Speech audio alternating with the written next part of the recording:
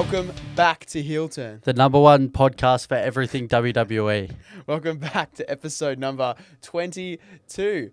2 episodes on from episode 20, the biggest episode we've had so far. Jasper, how are you today? I'm good, man. Good, man. Big week of wrestling, actually, and it was good. Like, there's not a lot to hate, which is a good thing. Yes. And we love to see that. Yes. Wait, do you guys hear that?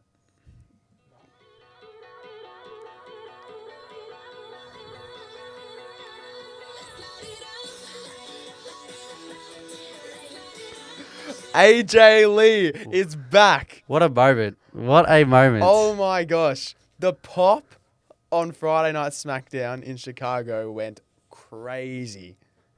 Scary crazy too. Like, unbelievable. Up there with one of the all-time returns, in my opinion. It's definitely, like, in the realms of, like, CM Punk. Come on, dude. That was a good return. Yeah, it was big. It was big, that's for sure. And it's those returns that are, like, after, like, 10 or 12 years is, like, you're just itching for it. I guess it kind of got leaked before, which is a sad part about it. But if it had been, like, the most surprise pop ever, that would have broken the sound atmosphere of Friday Night Smackdown. Yeah. Would have been hectic. And it's so cool, the fact that, look, this Punk and Rollins feud has been the best all year, in my 100%. Opinion. But what's one way to elevate this feud than to have their wife's feud? How good is that? Because Becky's heel work at the moment is unbelievable. I'm pretty sure we can say she's up there with one of the top heels at the 100%. moment. And so just involving AJ Lee in this has just added another a layer almost, yeah. A bit of spice to the... A bit of spice and everything Rollins nice. Feud at the moment as well. Because last week we did say, all three of us... Oh yeah, we got to mention Fraser. He'll be back in 3 weeks. But we did mention last week, we wished that it would have been anyone but Becky to interfere with the Fatal 4-Way at Clash in Paris. But it adds up now. But now it adds up, as you just said. And the fact that they were building it up for an AJ Lee return, well, I guess you just have to say now that we're glad that it was Becky in the end. Because we actually haven't seen Rollins with the Vision since the Raw before Clash in Paris. Because that's true, he didn't come out in the Bronson-Roman match as well. So Bronson Reed, the Brons, we'll call them the Brons. The Brons, haven't been seen with Seth in a while now, and Seth's obviously focused on teaming up with Becky now. So a match at WrestlePalooza is confirmed. This mixed tag team match, it's going to be the match of the night, in my opinion. I know we have Cena and Lesnar as well, but with AJ Lee, I just can't see a world where she doesn't win on return. It'll be interesting. I can see a world where they do lose. Okay. But it would be to elevate the Vision even more. And, like, it would be in some sort of shenanigan way. I don't think they lose clean. I think this goes for longer than just WrestlePalooza. But I firstly want to give credit. Half the return pop is because of how good Becky Lynch's heel work is. Yeah. So they have a babyface come out as a return after such good heel work. That makes half the moment, in my opinion. And also, touching on how you were saying that Seth Rollins and Becky have only been seen with each other, not with the Brons. It's interesting because I think the Brons will end up in that tag team division. I think the Usos and the Brons, we'll get to it, but I think that's their path in the future. And then I think Rollins and Punk, their path is with their wives for the moment. And then I think we'll get one big payoff after that. Yeah, and it might also just be as such, like, we might even go back to Rollins and Punk feuding and Becky and AJ feuding separately. It might even just get to that point again, like, because Seth will have to return to the Vision, obviously.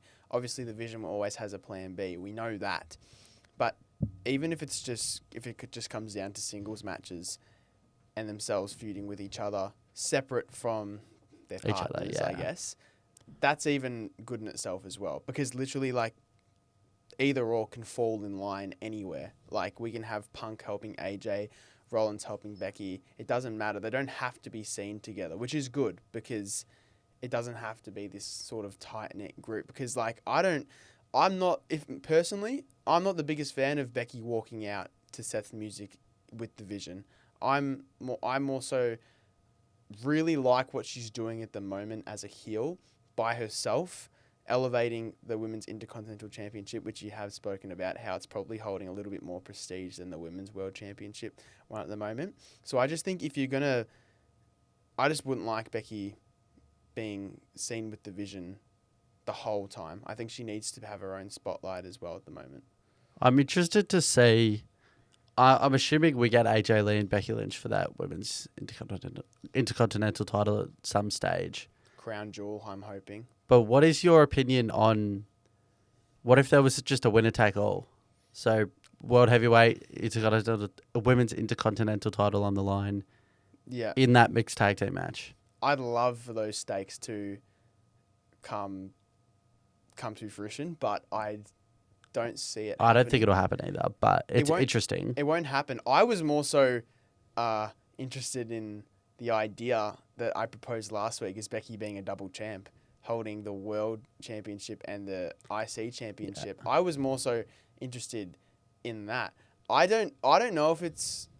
Look, that would add a level of interest to the match, but I just don't think it'd happen because if AJ pinned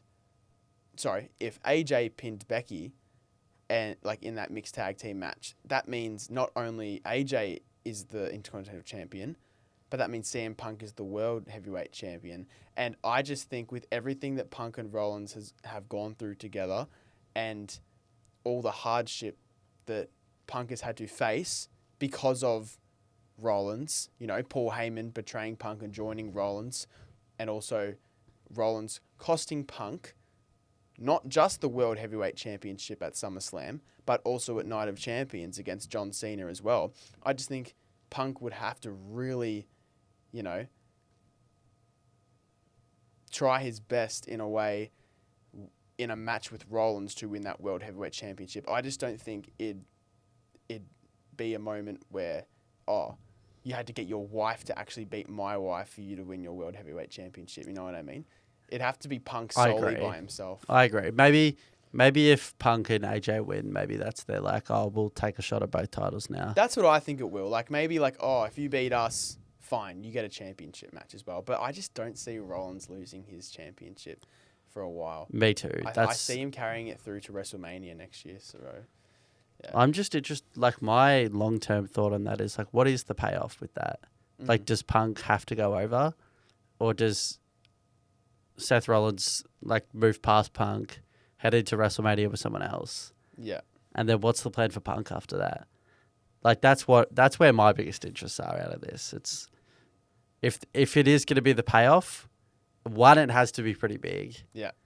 This will be the time that Punk actually holds a world title for longer than 5 minutes. Yeah.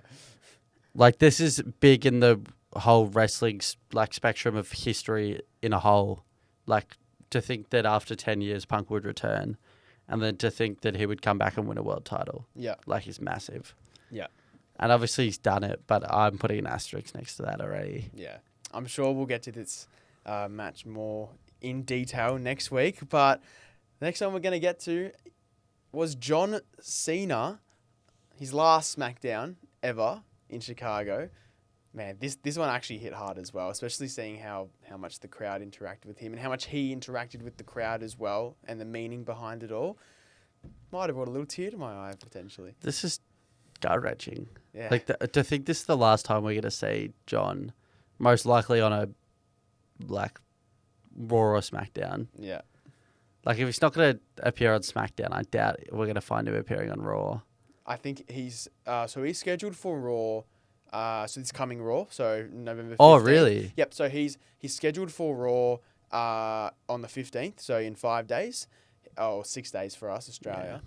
Yeah. And he's also scheduled for maybe 2 more Raws, I think. Oh, so he's moving to Raw. So yeah, basically so he is. That was his last SmackDown. I think he's got 3 more Raws.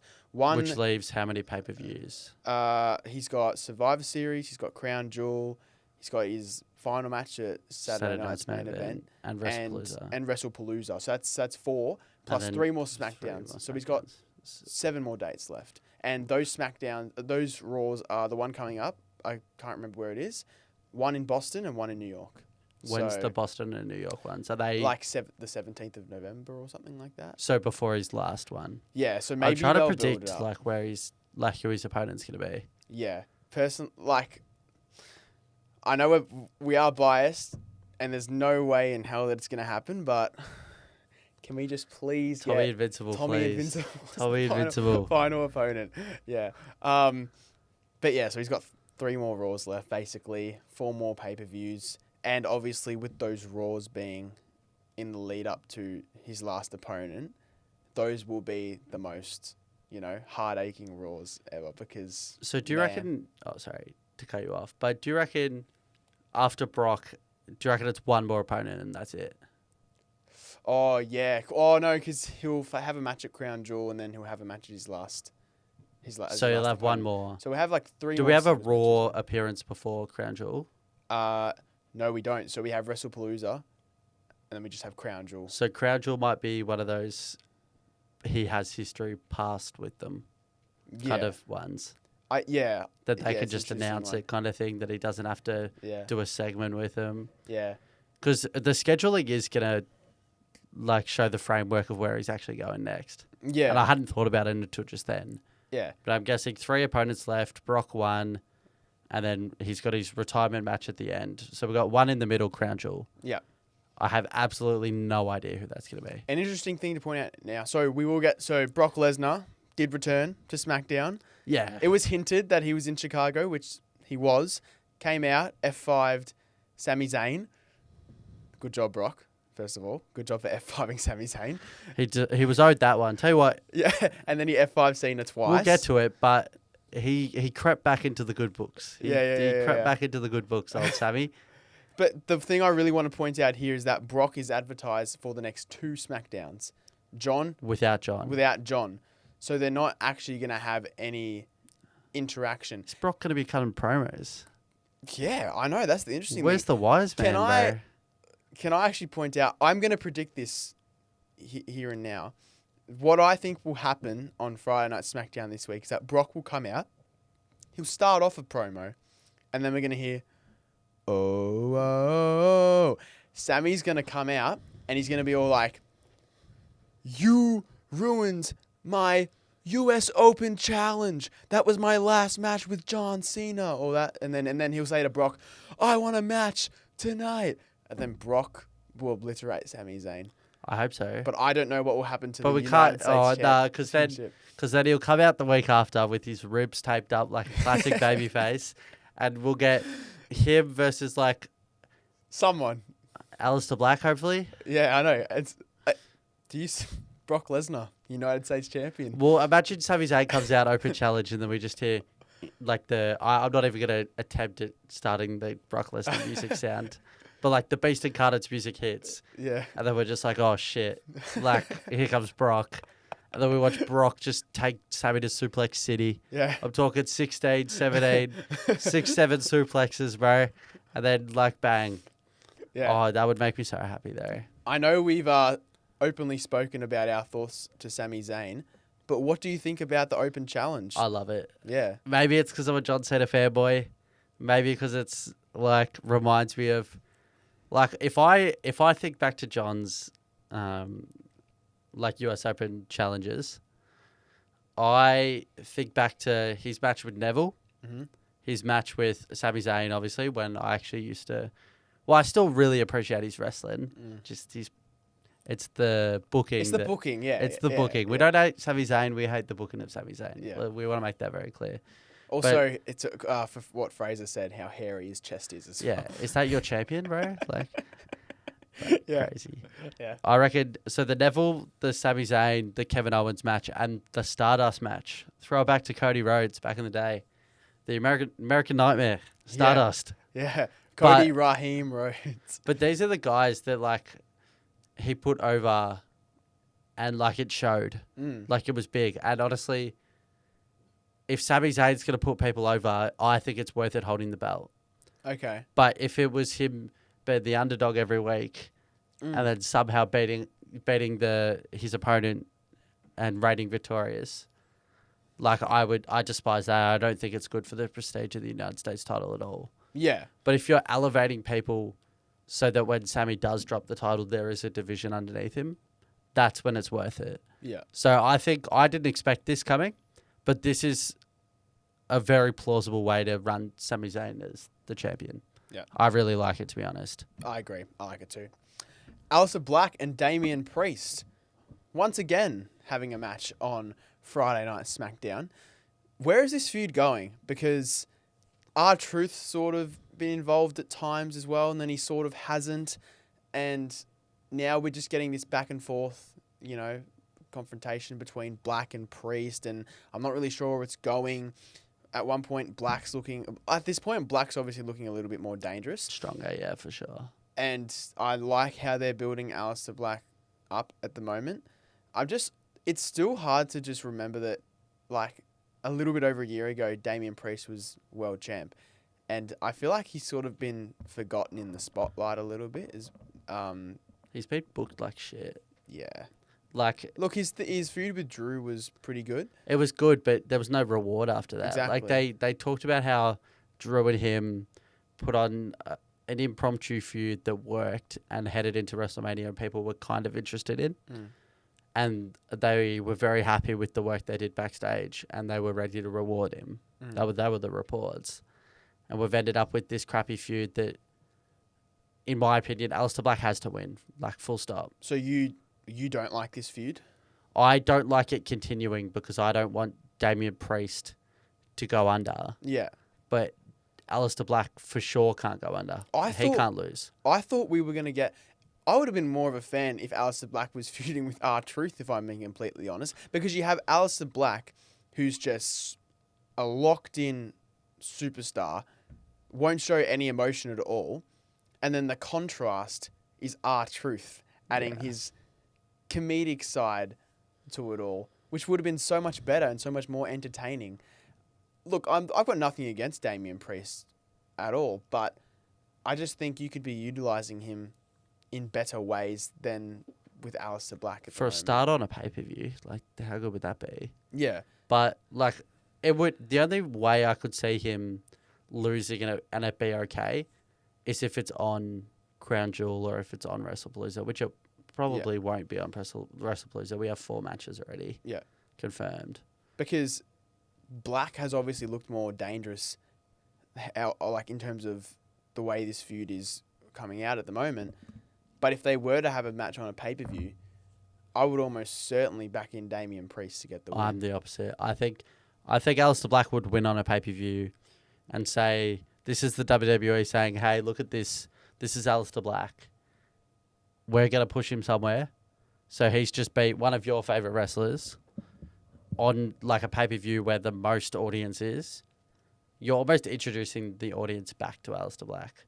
Because a lot of the audience these days may not have been around for when he was on the main roster, but let alone when he was on NXT in those black and gold days where he put on his best matches. Mm. Triple H booked him back then. I think Triple H can book him now.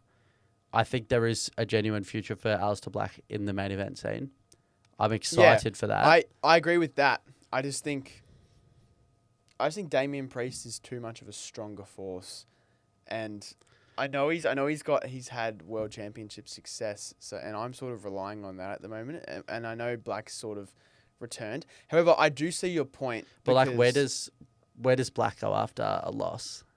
That's my logic. That's the thing. I do see your point. I'm still thinking about, like, how so similar Aleister Black and Rusev are in terms of, like, they both returned at the same time on different brands. They built Rusev up in a match. You can't get any more 50-50 than a match he had with Sheamus.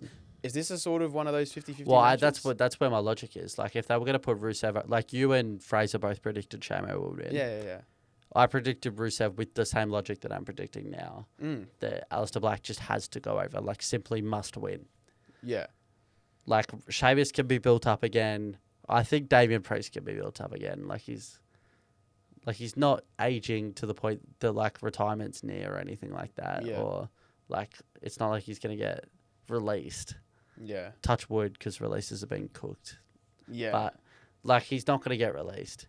So there's time to build him up. There's time for him to have time off telly and then come back on your screens, and all of a sudden it's a new Damian Priest. Yeah. Maybe a more heel Damian Priest. Yeah. Like, there's avenues to go there. But with Aleister Black, it's like he's this... I'm going to use the word perennial again for all you listeners at home. Maybe look it up in your dictionaries. But we got just a guy that's going to be a perennial, not a heel, but like do anything to win because I don't care about anyone else. Style operator. Yeah. He just has to win because they can't change his gimmick. They can't do anything differently. Yeah. That's going to ultimately catapult him other than him just beating good wrestlers. Yeah, I agree. Yeah. Tiffany Stratton and Jade Cargill coming up on SmackDown. They have a WWE Women's Championship title match. This one's interesting because Tiffany's been undefeated all year, and I didn't predict her to win at WrestleMania against Charlotte, and I didn't predict her to win at SummerSlam against Jade Cargill. Obviously, the SmackDown matches she had with Nia Jax were easier to predict, but I'm not against Tiffany Stratton. I'm not against her in any way. I've just been against the idea of her regaining her championship, but because they're building her up, I feel like they're building her up as 2025, the year of Tiffany Stratton, undefeated all year. And I feel like they're trying to keep it like this. But obviously, Tiffany Stratton, won the championship on SmackDown this year. She cashed in on SmackDown as well. I feel like SmackDown, they're sort of trying to build that up as these championship matches, you actually have to take them as a big deal because anything can happen. So I wouldn't be surprised if Jade won. I'm just thinking about how they've created Tiffany Stratton this year, not being undefeated. I think they've built up Tiffany Stratton as this undefeated, absolute weapon, so that Jade. But that's not what I'm getting across. But once Jade topples her, yeah, that's the elevation. I think they need Jade has to beat someone that's perennially good. So if Tiffany's held the title for almost a calendar year, she hasn't lost in a year. She's rarely had to deal with shenanigans, just hard-fought brute wins. If Jade beats her, then it's real clean. It's she's the better wrestler. She's the one that won, fair and square, and this division goes a different direction, which is probably what it needs. And we need to think about the future as well. Tiffany Stratton's only 26 years old. She's incredibly young as a WWE superstar. She could be a Charlotte. I'm not sure, but Tiffany could be a Charlotte Flair, or she could be a Becky Lynch, in terms of championship success and experience within the business. Jade Cargill's 33, so they've both got plenty of time. Yeah, but Tiffany wood on any injuries. Tiffany can easily be a 8-time champ, 10-time champ, maybe even more. 26 years old. Still very young. She'll wrestle until that's she's Austin Theory. 45. Yeah, you can say that. Yeah, like a Trish Stratus maybe or something like that. But I'm just fearful if Tiffany wins, there's no real competition for the title other than Jade and Nia right now, because obviously Jade's getting her rematch. But if Jade loses, well then, what happens now? Do you want a triple threat for Tiffany, Nia, and Jade? Well, that's the key. That's the key obstacle with this division. There's just not enough high-end talent. And on SmackDown as a whole, there's not enough talented women on the roster. Petition to get Chelsea Green into the championship scene. Actually, desperately needed. Yeah. Or, get someone across from Raw, like we said, weeks ago. Yeah. Lyra Valkyrie is sitting there on Raw with no vision, no real storyline except the Bayley thing that... We're all interested in Bayley in that situation. No one's interested in Lyra Valkyria. If Bayley comes out and attacks Lyra and they have a match together, everyone wants Bayley to win. Like we said, the Bayley move to Raw was almost the most stupid decision they could have done. Literally, this championship right now is screaming out for Bayley. Screaming out for someone. Just exactly. Grab it by the horns. That's why I'm fearful if Tiffany wins. But if Jade wins, then you've got Bianca Belair to come back. That's the one. How good would it be to see a Bianca Jade feud, old tag team? We're all waiting for it. The payoff's there, but yeah, it's really going to come down to her timeline. Is there an injury? Elaborate. Well, not is there an injury? There is an injury, but how long until she's back? Yeah. So if she's cleared now, I think the idea is Jade goes over, Bianca either comes out, or it's the next SmackDown, or it's whatever. Yeah. But I think that's the next avenue. But Final prediction? well, if I had to give a final prediction right now, Jade. Same. I just don't think you give, like, logically, speaking, to put it as bluntly as possible, I don't think she loses at SummerSlam and then gets another match if she's not meant to win. Exactly. Like, just logically looking at it. Yeah, and because of how they've, like I said before, how they've labelled SmackDown this year, and those shows, Raw and SmackDown, as ones that you probably need to watch, because anything can happen, we could actually get Jade walking out as the champion. And I would be down for it, because it opens up a few more opportunities that they could run with. So I'll be going with that. But another match on SmackDown coming up is Drew McIntyre and Randy Orton. And I think Cody Rhodes ties into this mini feud at the moment as well, because obviously he's been in Australia filming Street Fighter, and he's probably due to come back very soon, because Cody's actually advertised and featured to be at WrestlePalooza this year, surprisingly. Yeah, I don't really get that. Yeah. So it's almost as if either one of these two or both of them will be fighting for the championship at WrestlePalooza, or we get something at Crown Jewel. I think either way, these guys are due for I think those pay-per-views, I think. But I'm not really sure where they're going with this. I thought it was all said and done after SummerSlam. I'm glad it's not, because I'm glad that they're actually, fighting with, like, against each other than with the inclusion of Jelly Roll and bloody Logan Paul. This feud confuses me. Yeah.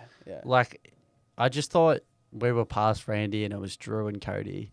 Like, I reckon I said it 3 weeks ago after the Drew Claymore Cody through the splint of the announcers table.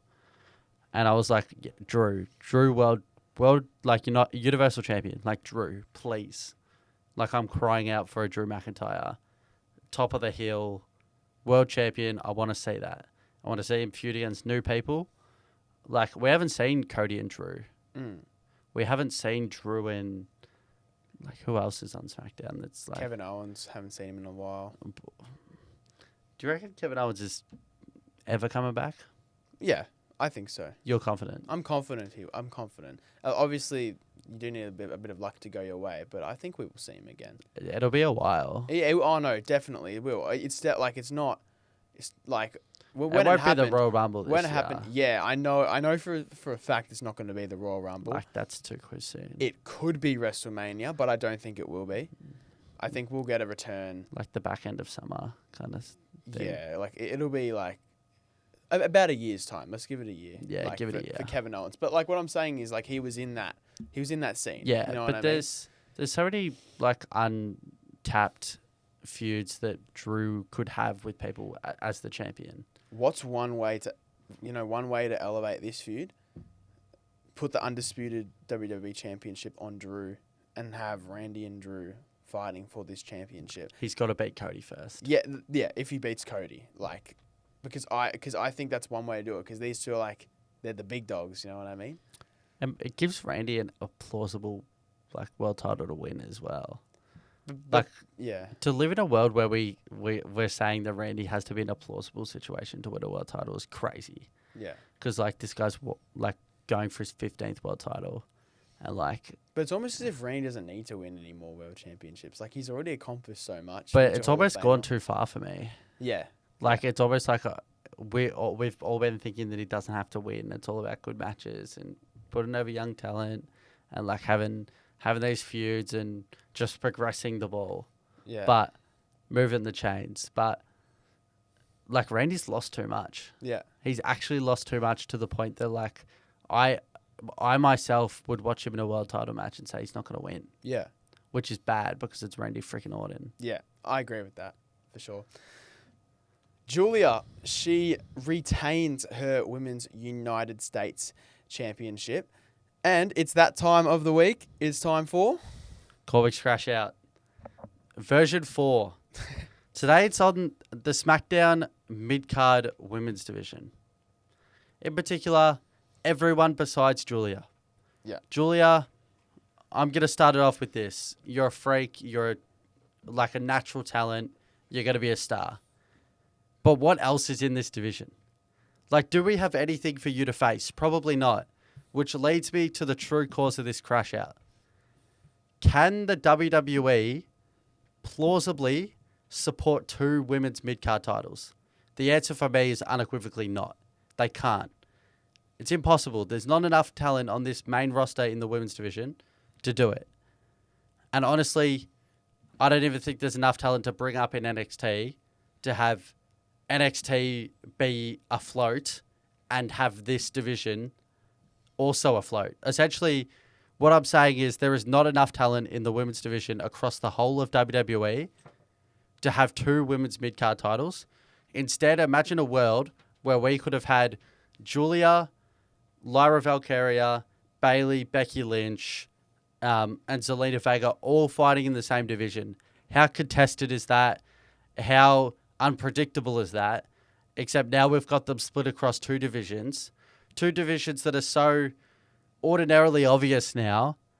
And it's a bad look because the women in WWE are so talented, but they're just not being put in a situation where they can succeed and where they can entertain the public to the best of their ability without the pinnacle at the top of the hill being a prestigious title.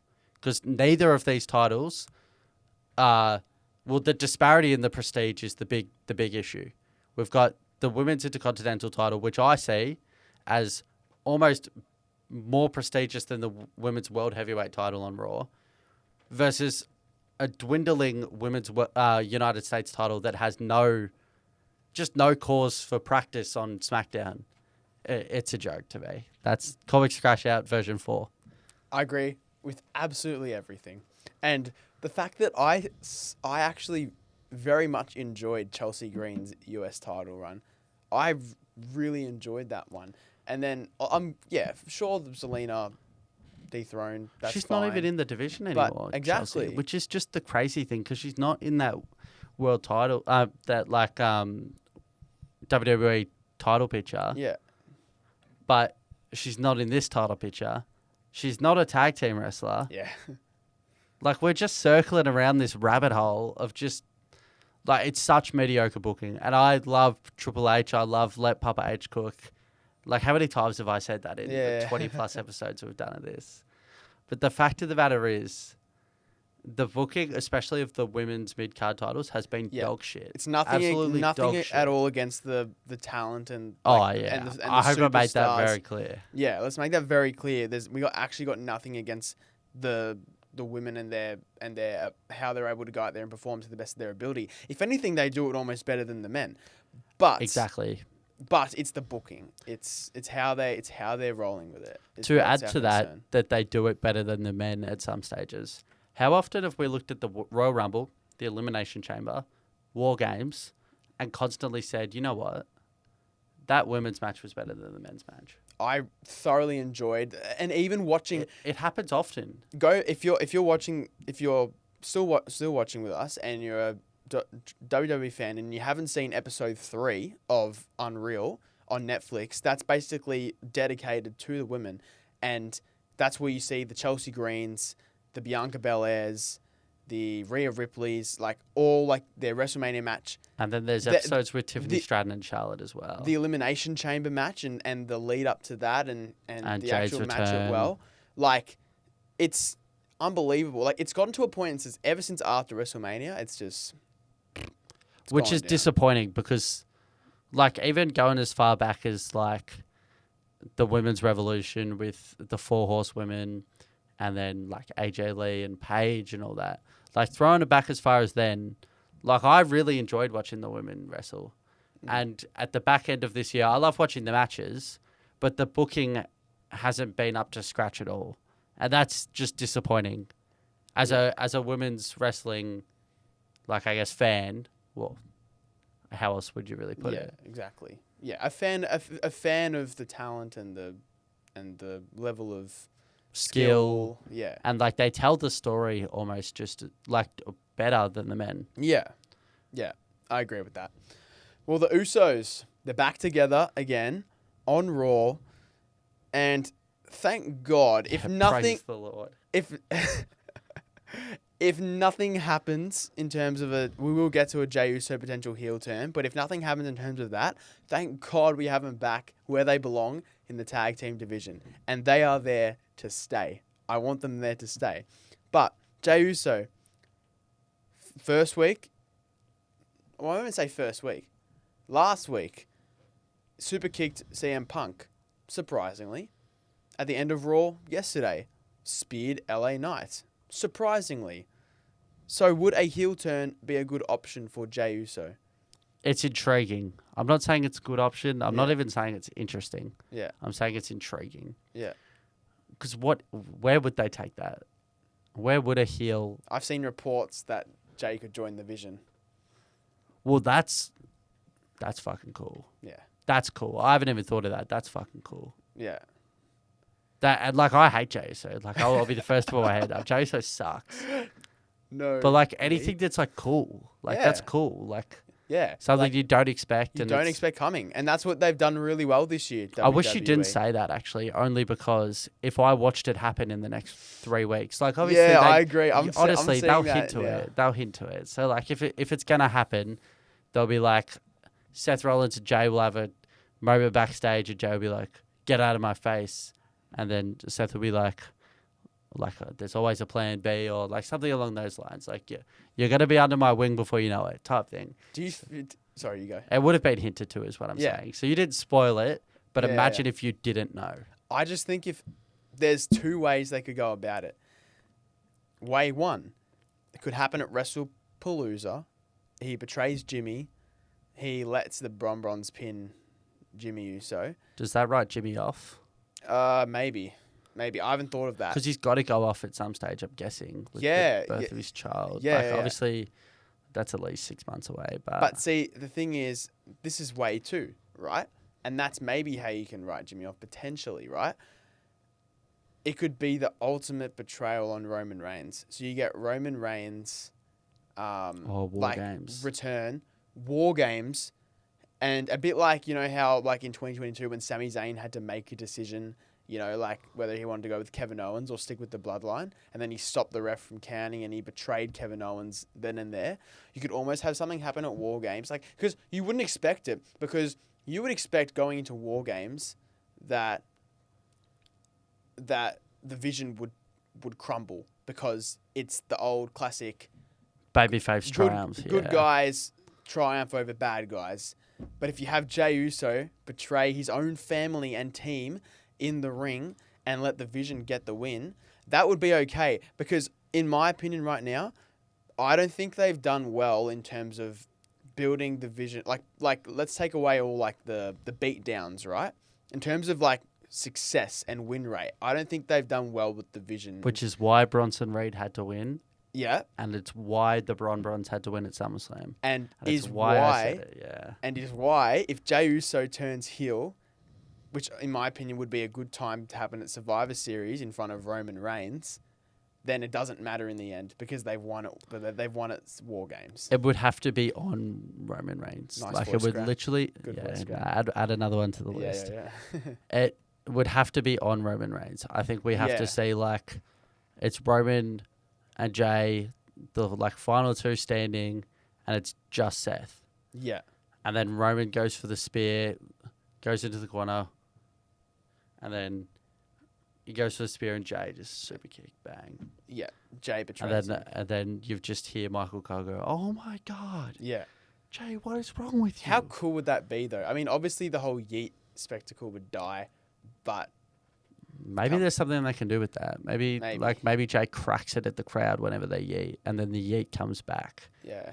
And like it actually is funny and cool again and not cringe because people are like yeeting as a rage bait. Yeah. But my only problem with this whirlwind of a prediction is Jey's so locked in on this World Heavyweight title. Yeah.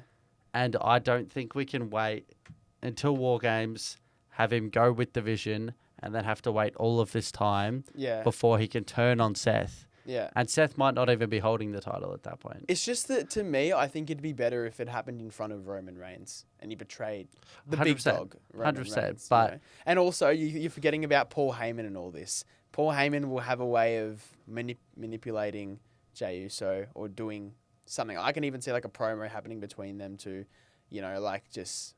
It's hinting Jey Uso come to the division, but obviously no one will get that. Like maybe Paul Heyman just says, you know what? Like if you want to stop getting beaten down, or maybe they throw back to like what Gunther did and just like have a bloodied up Jimmy. Yeah. And you just say, well, if you want to stop us, you join us. Exactly. Can't beat him, join him. What Sami Zayn should have done, almost. What Sami Zayn should have done. Yep. Fair way to put it.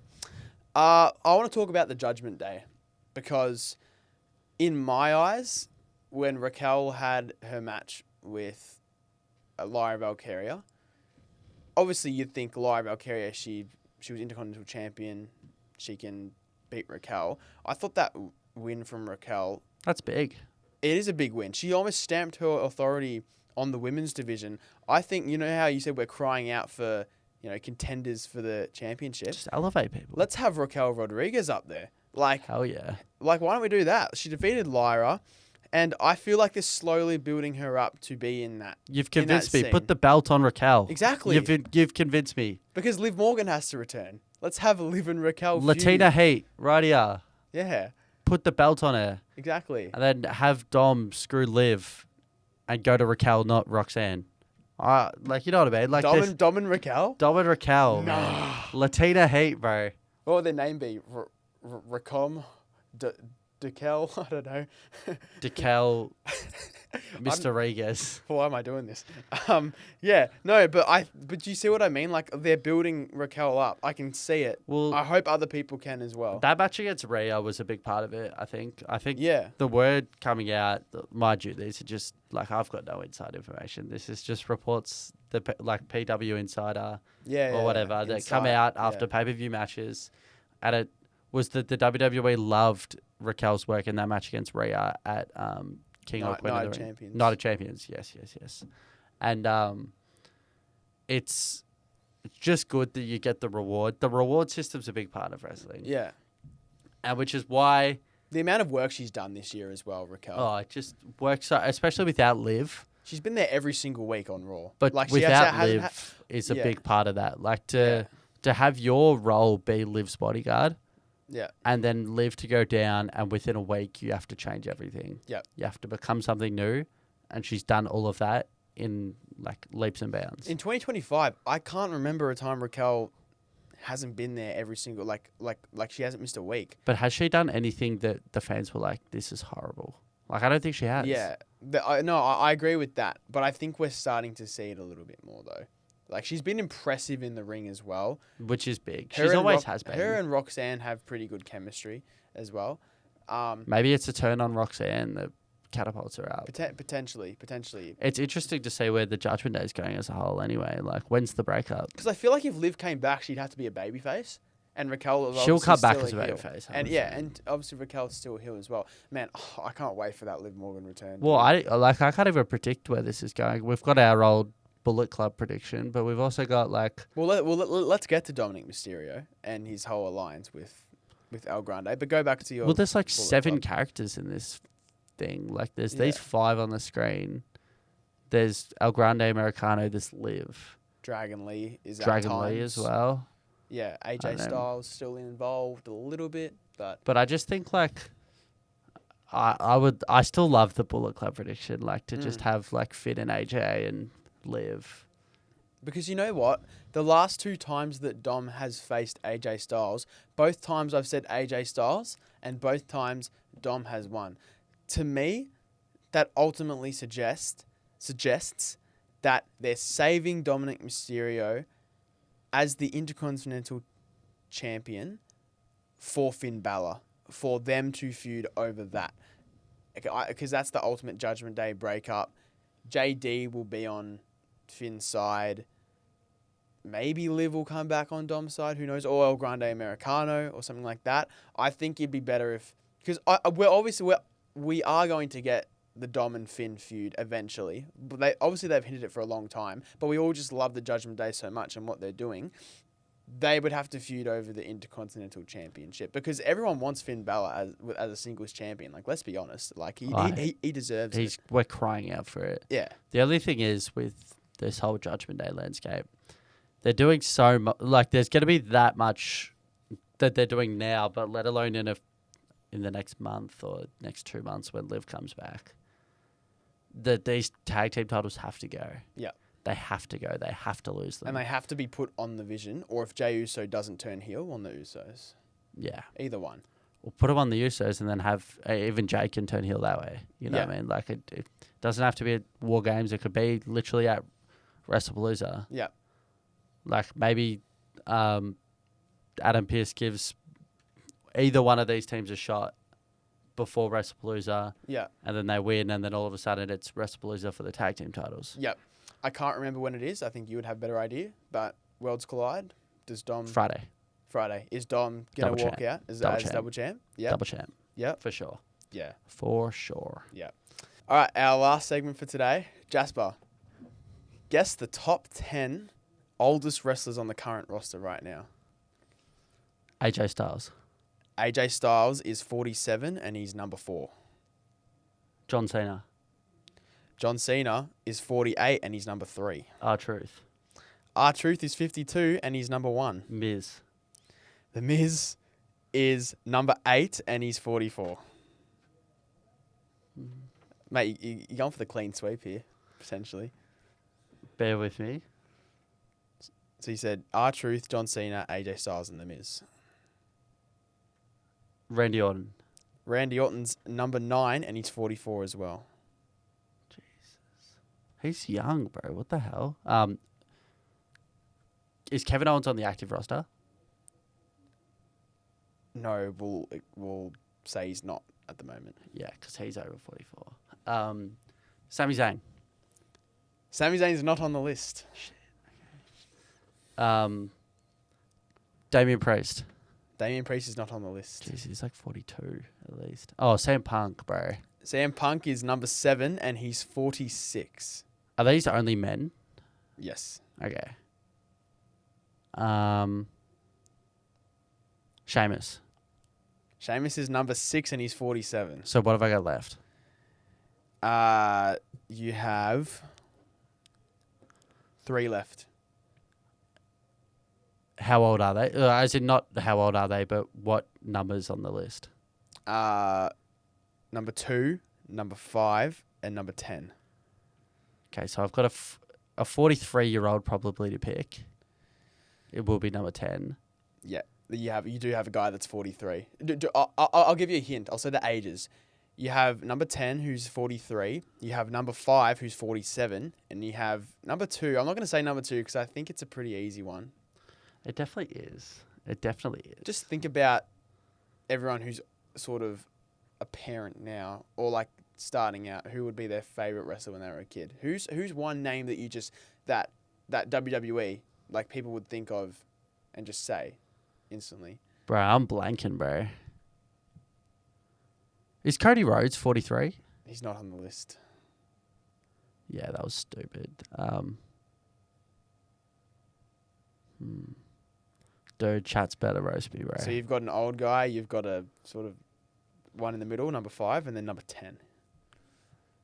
Number 2 is very easy. Yeah, I know. I know. Like, I'm actually I don't know how you're I'm not cringing getting at this, myself, dude. bro. Cringing at myself. Was how I explained it well in terms of like, oh, this guy like was everyone's favorite wrestler as a kid, like.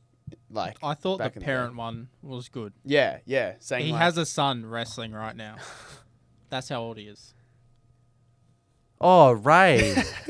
Oh, dude, it's because we haven't seen Ray, bro. Rey Mysterio's 50 years old and he's number 2. Damn, he's only 50 as You well, got number bro. 5 and number 10. Number 5 I think you can get. Number 10 I'm not so sure. But just think, number 5. Alright, if we have to like put Jeopardy music over this, we're gonna have to because I'm gonna be thinking for a sec. Number 5. So I'll give you a hint. He's the same age as AJ Styles and Sheamus, 47.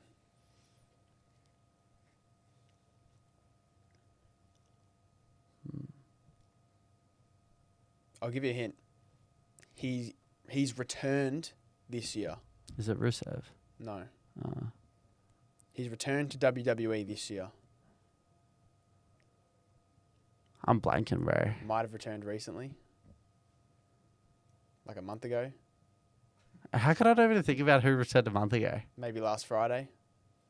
I can't even remember what happened last Friday. Last Friday. Maybe the guy that might have interfered in the John Cena and Sami Zayn match. Oh, Brock. Oh, hell, chat. I'm cooked. Chat, I'm so cooked. Yeah. And number 10, I really don't think you're going to get. Just lay it on me. He's in the New Day. Oh, Kofi. Kofi Kingston, number 10. So you've done okay. I've done okay, but that's actually hard, man. Oh, no.